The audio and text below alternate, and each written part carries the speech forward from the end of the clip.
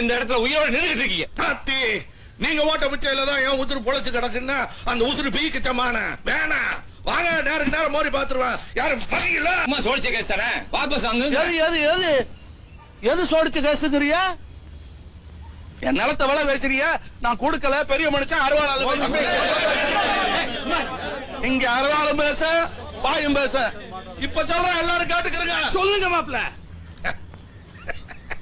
கோடி கணக்கில் ஒட்டி கொடுத்தாலே என் நிலத்தை விற்க மாட்டேன். நான் உட்காந்துருக்காரு கோயம்புத்தூர் கொண்டராசு, அவர் கிணத்துல தான் தண்ணி வருது.